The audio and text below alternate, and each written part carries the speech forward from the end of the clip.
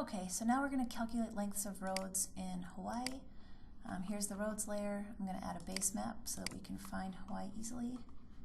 I don't know. Let's pick National Geographic. Okay, so we've got a base map in there. I did not want to do that. I wanted to pan over. We're going to pan over to Hawaii. Okay, here's Hawaii, and then I'm going to zoom in a little bit. It's tipped pretty funny, so we're going to go through and change our coordinate system to a UTM zone that is appropriate for Hawaii. And I just have to Google these myself because I don't have them memorized by any means. You can also use a state plane system because they're at least labeled. But now we've got north up, and there are our major roads, very coarsely digitized major roads. And so the question is, what's the total length of road? And I think I had you calculate it for the Big Island. Nope, I'm wrong. It was the whole state.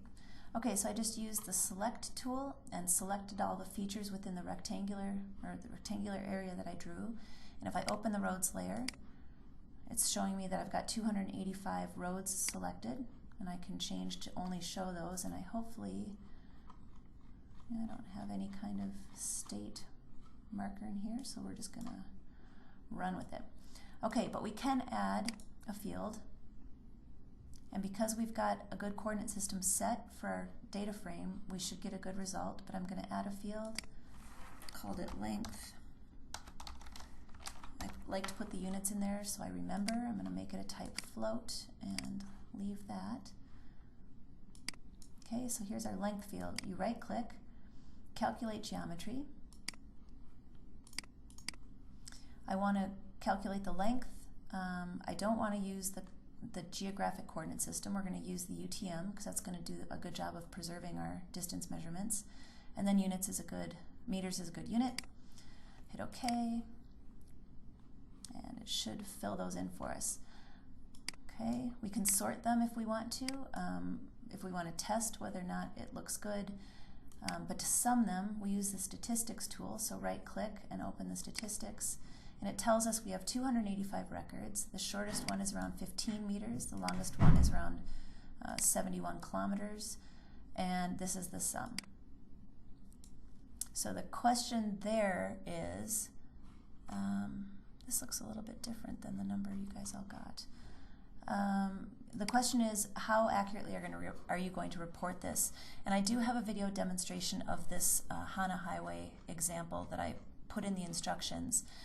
Where I kind of walk through how different this coarse digitizing is versus, the quote-unquote more realistic line. But even the more realistic line isn't perfectly aligned with the actual road that we see in the island. So let me add the aerial image base map.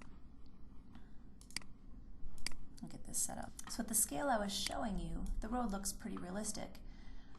If we keep zooming in,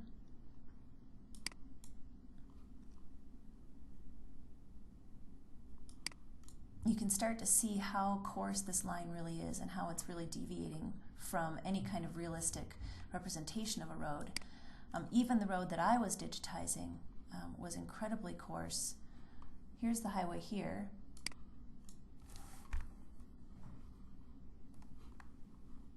And so the question is, if I were to digitize this road, how accurately would I be representing where the actual center line is?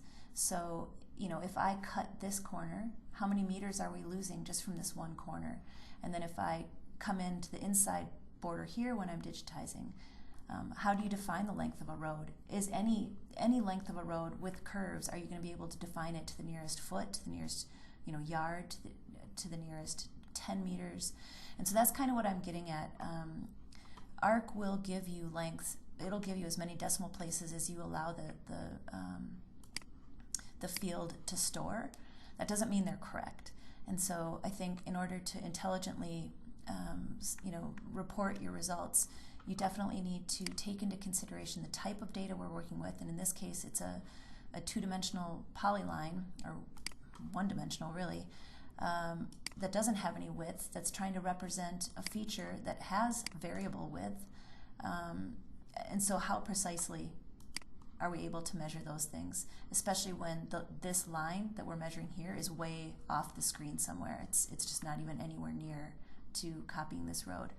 So over the course of the entire state, this is a pretty coarse measurement. And so it's not about getting the right precision as much as just taking that into consideration and making sure you're thinking it through. And you did get partial credit if you did report it to the nearest meter, but not to the nearest millionth of a centimeter or thousandths of a millimeter or whatever it was. That is way too precise and just isn't supportable by the data.